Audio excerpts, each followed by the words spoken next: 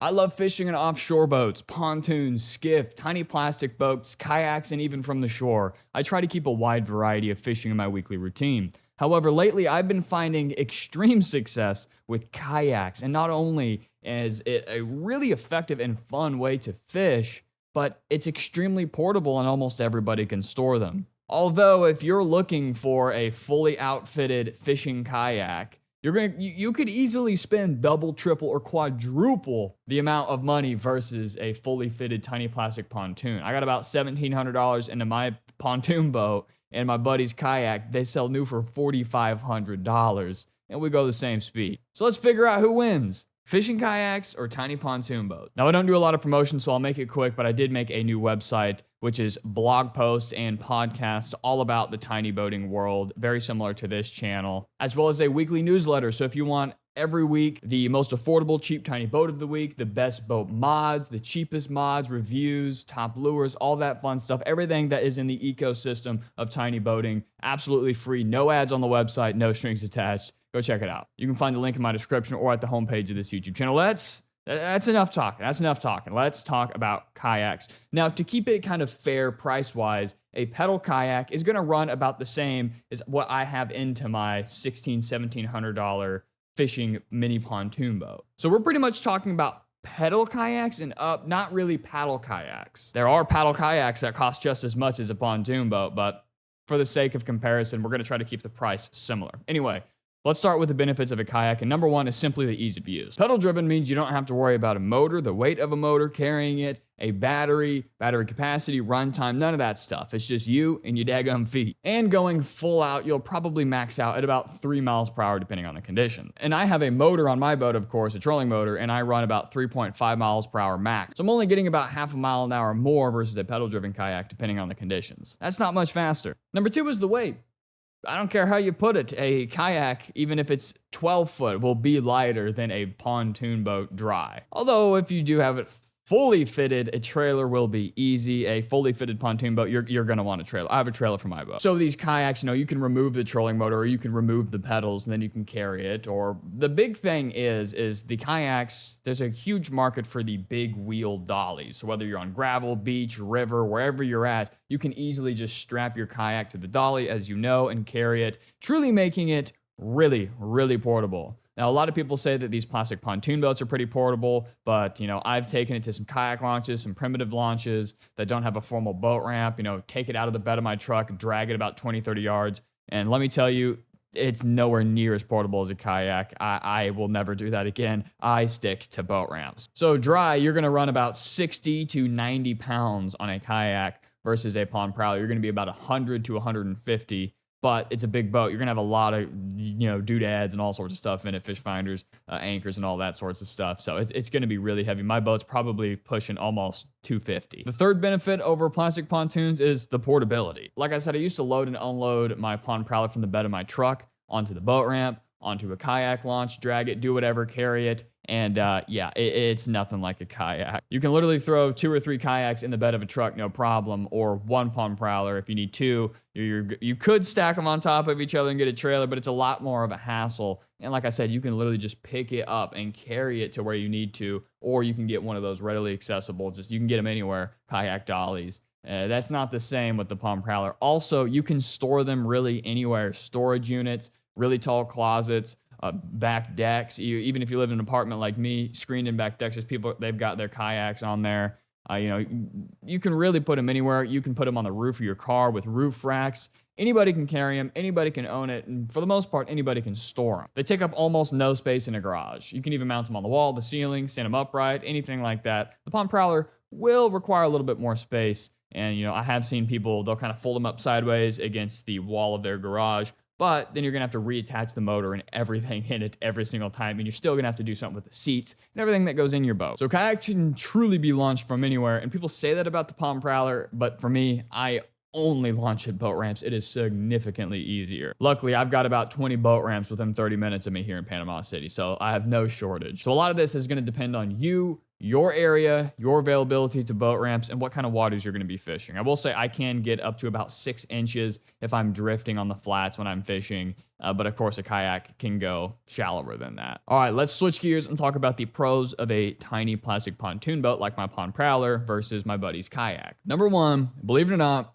price. The plastic pontoon boats are extremely competitive, and I don't know if they could get much cheaper. In fact, you can get a one-man Sun Dolphin for as low as $530. Now, if you go to a department store, you pick up a good-looking 10-foot name brand pedal-driven kayak, you're likely going to spend more. I spent $300 on my used hull for my Pond Prowler, but they sell them new for $800 at Bass Pro or Cabela's. So realistically, I could walk into Bass Pro, get a 30-pound thrust, Minn Kota with a 100 amp hour, 55 amp hour lead acid battery, an $800 hull, and I could get out of there for about $1,000. However, one of my friends, she has 2 Hobie pedal drivens, and I looked them up. They sell for $2,700 new, almost triple the price of a new Pond Prowler with a motor. My buddy who has the iPilots that you saw has just absolutely smashed some black drum and shot, and all. We had a lot of good fishing videos on there. Those go $4,500 new. So, they have the trolling motor, they have the iPod, they got all the fancy stuff. But at the end of the day, you're still going the same speed. And in fact, I think my Prowler's faster. So $1,000 for a 2-man pontoon boat, or $4,500 for the same speed in a 1-man high-end fishing kayak, or $2,700 for pedal drive. Point being is, let's say you go by the $530 one, $100 trolling motor, it makes that $630. Another $100 battery is $730. You say $800 taxes out the door. $800, and you've got a pontoon boat that is more stable, that has a battery life, so you don't have to wear yourself out. You can go and do your rigging, whatever you need to do. That's pretty awesome. These boats are extremely affordable. Even all the footage you're seeing right now, this is about brand new, only a $1,700 boat. Not to mention, I can take 2 people in my boat, well, including me. So I can take my wife, my friend, whoever. That's huge. I absolutely love taking people fishing in the Prowler. And for $1,700, my boat has a lot of features. I do have a video talking about every single thing, a full tour, the price breakdown, all that stuff. But I'll give you a short list right here of some of the features I have, including a fish finder, 2 separate types of anchors, a traditional grapnel anchor for the bow, and then a spike shallow water anchor for the stern. I have a motor with a phone speaker and camera charging ports. I have 2 comfortable upgraded seats. I have 4 rod holders, 4 cup holders, and just much more. All right, number 2, the benefit of a tiny plastic pontoon over a kayak is simply functionality. Now, of course, kayaks are extremely functional, especially when you mod them out. They're extremely good at what they do. They seriously are. I love a good fishing kayak. However, these plastic tiny boats, they just have more real estate to work with. I mentioned some of the basic features a second ago, but let's talk about some of the more functional things, some of the reasons I picked to spend my money on a pontoon versus a fishing kayak. You can stand up much more comfortably, walk around, cast, switch positions, and access everything on your entire vessel with complete ease. Fishing kayaks are stable, but of course nothing like these boats. They're pontoons. Kayaks are tiny little flat bottoms. If I'm standing up and I'm using my trolling motor on the kayak, it's very hard to keep balance, but I can drive full speed on the pontoon, no problem. The pontoons also, like I said, they just have more real estate to work with and lots of flat spaces for unlimited modifications. You should really join some of the Facebook groups. People go absolutely nuts with these things. You can make them look exactly how you want, but truly, you can let your imagination run wild with these boats, and people have taken it some dare I say, too far. Some downright crazy builds out there, and that is the absolute beauty of these little boats. Here's a few things that I've seen people do on the boats that are trickier to do than a kayak. Of course, the sunshade bimini tops. People do live wells, building casting platforms. That's probably the number one mob. And of course, outboard motors. I've seen people put 9.9s on these little plastic pontoons. They're only rated for a 3.5, but people blow that out of the water all the time, and it seems to handle it, and you can reinforce the transom. So at the end of the day, I just saw a 5 horsepower Mercury for $400 just an outboard. I could put an outboard and run almost 10 miles an hour, probably not on the 5 horse, but almost 10 miles an hour easily for a couple $100. You don't get that option on a kayak. Even if you've got the fancy $4,500 iPilot, you are stuck at about 3 miles per hour max versus I could put whatever I want on it, really, especially if I reinforce the transom. I did see a guy it was either a 15 or a 20 horse. That's pushing it, but he did reinforce the transom and he seems to love it. And keep in mind, you can add every single modification you could possibly do to a kayak, including rails and all that stuff, but you cannot do every modification on these boats to a kayak. And you're pretty much stuck to however your kayak looks. My boat looks nothing like it looks now out of the factory. And people make these things look absolutely crazy. I don't know how else to say it. People go nuts. All right, number 3, and let's just simply talk about safety, because that is important, especially on the ocean. Like, I fish a lot. I've been on multiple kayaks, like I said, worth double, even triple, or quadruple my boat. And at the end of the day, they are kayaks. Even if they're 12 footers, extra wide, you're just not gonna beat the pontoon boat. You simply can't. So when I'm standing up, I cast, and every about 5th cast sometimes, I'll be like, whoa, or the spot lock will move me and I'm kind of wandering around. We were fishing the other day and I'll stand up casting. I like to stand up when I fish. There's a 4-foot tiger shark just right there and I'm sitting up there kind of wobbling a little bit, just trying to, if you fight fish.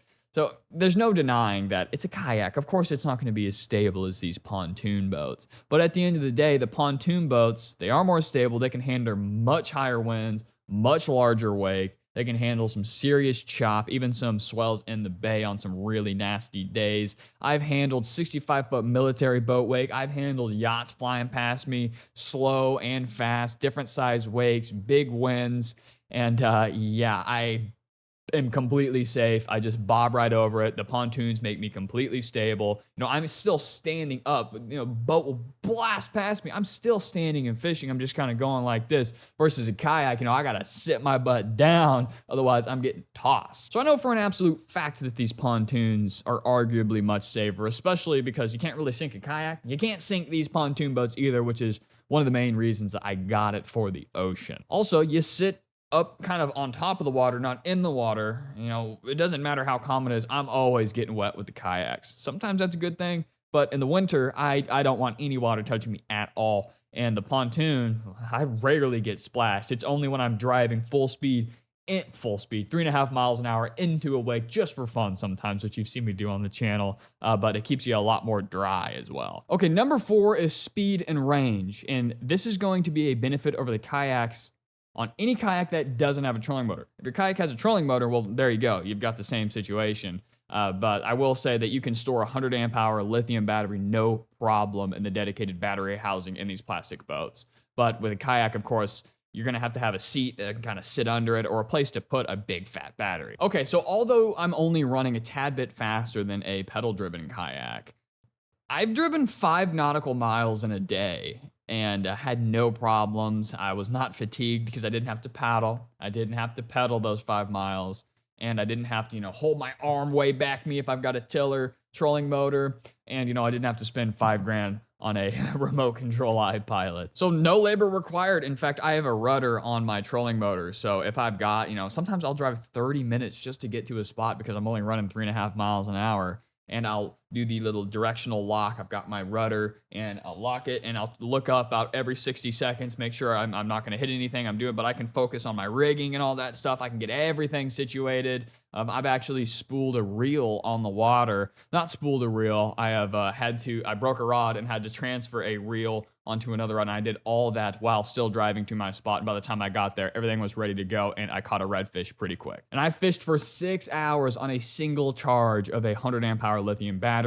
I'm not constantly having to pedal or paddle or do any of that stuff to hold position. With the trolling motor, I don't have spot lock on mine, but I can just kind of turn it on, turn it off, do whatever I need to do. I've got a rudder so I can drift super easy. A lot of these pedal-driven kayaks, they do have rudders as well, but not all of the rudders you can turn. There's a lot of different types of kayaks out there. Anyway, a 6-hour day fishing a kayak would kick my butt. I've done it, but I had spot lock and a trolling motor. I would never want to do that if I was just pedaling or paddling. But with the Pond Prowler, all I have is just turn my wrist and it's good to go. Stable, don't need to do much. If I need to drift and save my battery, I can just use the rudder and turn it with the tiller of the trolling motor, and it's just great. Trying to go 5 miles and fishing for 6 hours in a kayak is, you're going to have to spend some money to do that comfortably. I know people do it all the time, but I'm lazy. I want to focus on fishing. Number 5 is passengers. You can spend $1,000 on a Pond Prowler, a brand new motor, brand new hull, brand new battery.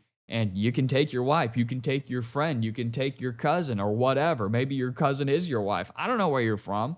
But the point is is tandem kayaks are basically worthless. So you could spend $4,500 on a top of the line iPilot fishing kayak, or $2,700 on a pedal driven Hobie.